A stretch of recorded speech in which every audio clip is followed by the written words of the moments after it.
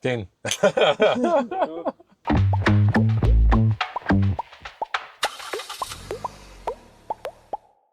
Lep pozdrav po desnem pasu. Danes smo v Slovenski Bistrici, pred gradom, pred prekrasno tržnico, polno ljudi in lepo pozdravljam našo poslanko Karmen Furman. Ja, lep pozdrav in dobrodošli v Slovenski Bistrici.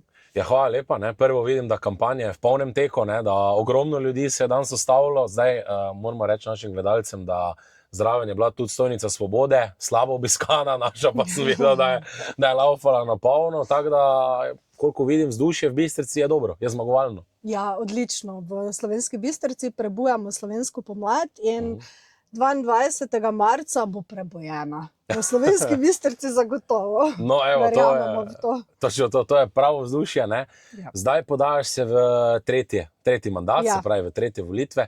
Kaj te žene naprej? Kaj te žene, da si se še odločila iti boriti in predvsem to, da tudi mislim, da je neka pozitivna energija, zmagovalno naravnana, kaj ti daje nekako tisto?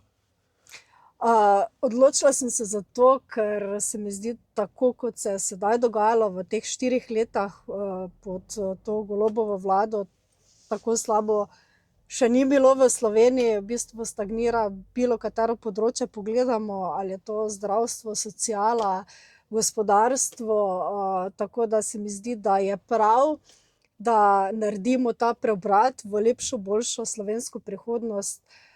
Kaj mi daje energijo, predvsem ljudje, ker moram reči, da ko si na terenu res zelo pozitivno, spodbude in kar nekako se čuti, no, to prebujanje, ko ljudje tudi želijo, da se premaknemo v desno in podpirajo to zdravo kmečko pamet, tako da zato tudi verjamem v zmago.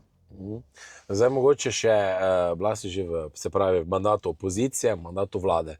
Takrat v Bistrici se je ogromno delalo, zdaj se mi zdi, da nekih žerjavov ni videti, ne, da bi se kaj premikalo. Ne.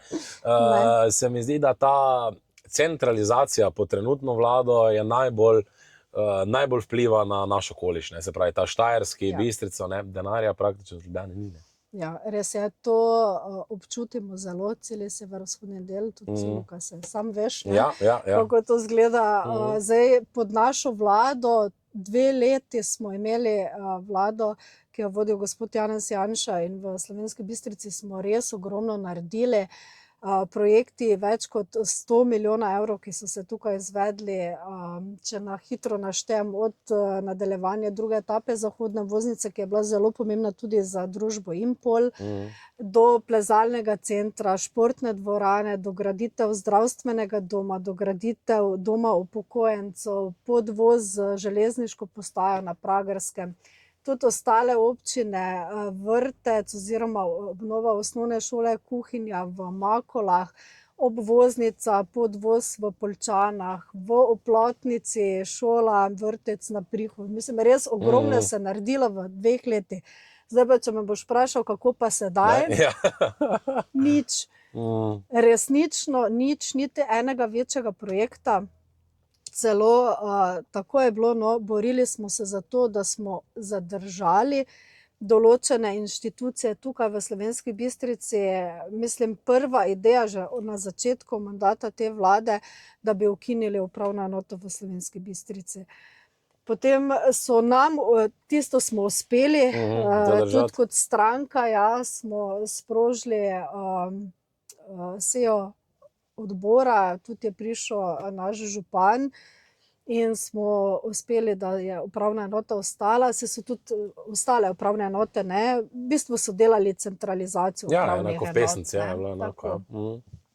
Potem ukinili so nam vmes davčno pisarno, tisto potem smo skupaj z občino in sama kot poslanka uspeli nazaj pridobiti, da imamo znova odprto tukaj. Ukinili so nam dežurno službo ponoči na policijski postaji, to se še borimo. Največja katastrofa zame osebno, pa lahko rečem, je to, da so nam iz mreže odvzeli satelitski urgentni center, ki je bil vse od leta 2015, ko so prvič gradili to mrežo v Slovenski Bistrici, tudi predviden, ne, in zdaj naenkrat ni več potreben, pa ne samo v Slovenski Bistrici. celi severovzhod je ostal brez satelitskega urgentnega centra. Ne? Sploh tukaj ni noben predviden.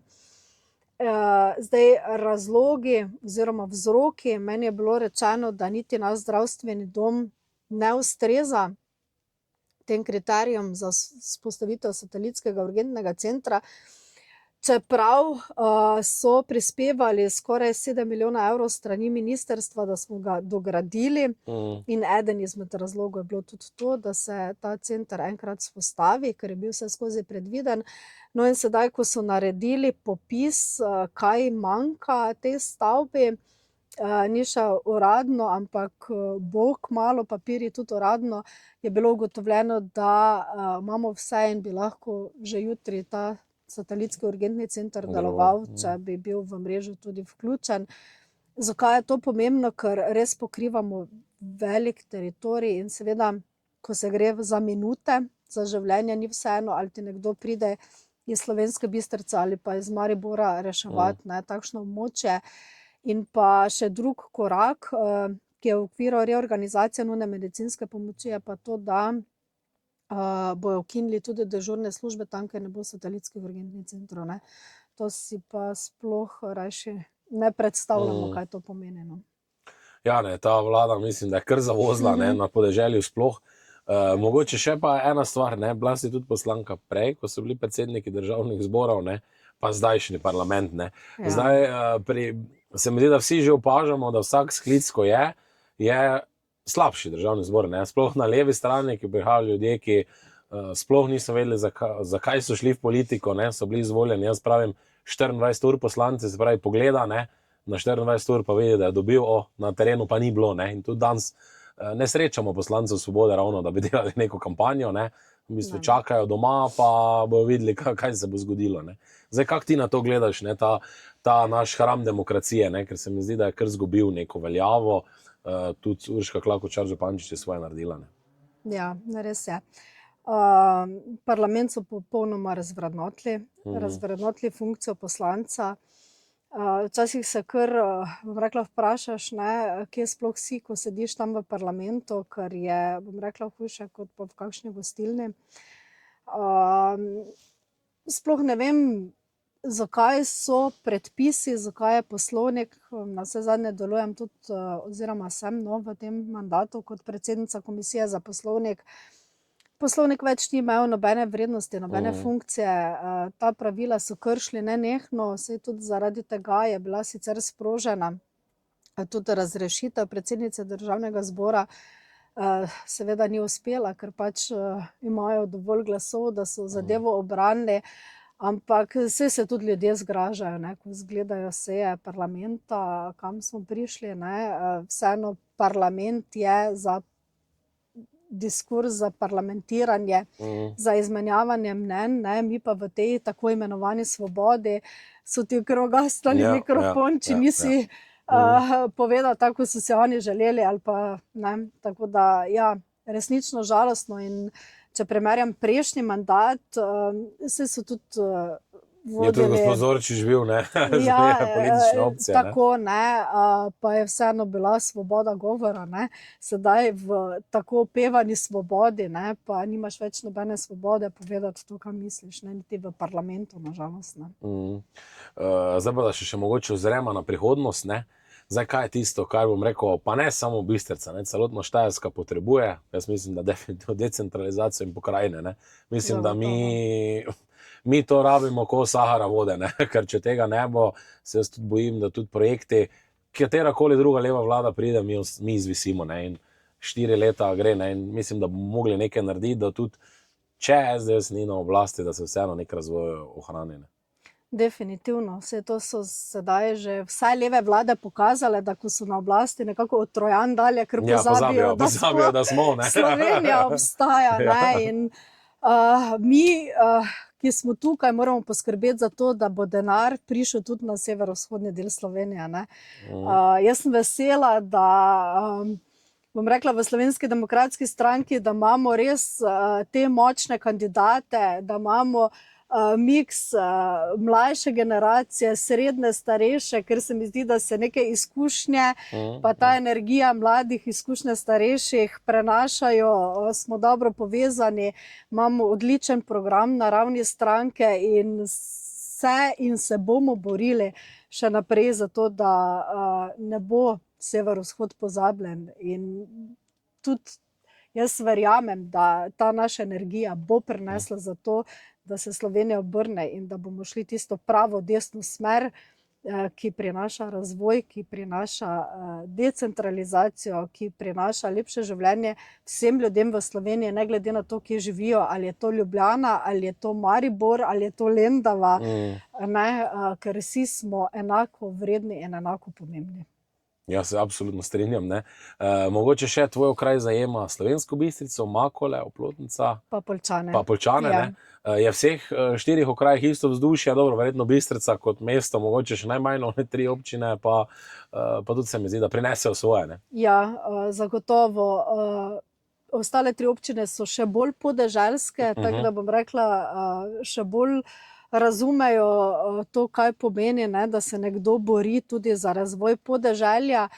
Bistrica je tako, imamo vsega, imamo center, imamo potem Pohorje in ta podeželski del tudi okolje, ampak jaz sem to v tej kampanji, v kateri sem sedaj torej že 3., res pozitivno presenečena, da se ta občutek prebujenosti, prebujanja tudi zelo dobro premika tudi v Bistrici, torej v Slovenski Bistrici, ki je bila ponavadi malo bolj zaspana napram ostalim 3 občinam, ampak sedaj se mi pa zdi, da z to pozitivno energijo, da je treba narediti preobrat, ne zaostaja nič kaj za ostalimi 3 občinami. Zato sem tudi zelo optimistična. Ne, tudi jaz, ko gledam, recimo, pa se vrnemo za 4 leta nazaj, čisto drugače kampanjo. Mislim, da so ljudje dosti bolj odprti, dosti bolj čakajo tisto neko spremembo, ker se mi zdi, da prejšnjič je kar bila taka malo torobna kampanja, videlo se je, da je res bila na sovraštvu zgrajena, in tudi med ljudmi se mi zdi, da je bil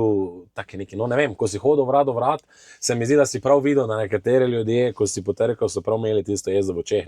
Zdaj se mi zdi, da je to čisto nekaj drugega, da je kampanja res vsebinska in da ljudje hrepenijo po nekih predlogih, pa po spremembah. Da se nekaj spremeni, da je nekaj drugače, ker prejšnja kampanja, tako kot dobro si rekel, je zaraz tale, da je bila na sovraštvu gor za strani levih strank in te tako imenovane svobode. In jim je pač uspelo z vsemi temi glavnimi medijami in to, da so obrnali zadevo tako, kot so jo, z velikimi pompoznimi obljubami, ki se seveda sedaj niso uresničile, razen tistih, da so obdavčili Slovence dodatno. Kaj pozitivnega ni bilo, in jih ima ljudje po pravici, pa po domače povedano, pun kufer.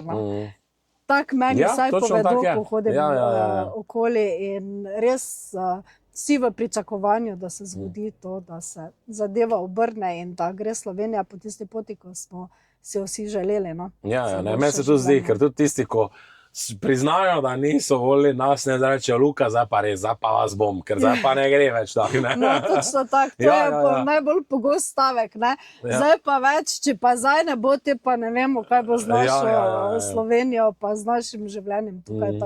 Točno tako. Še mogoče za konec eno osebno vprašanje.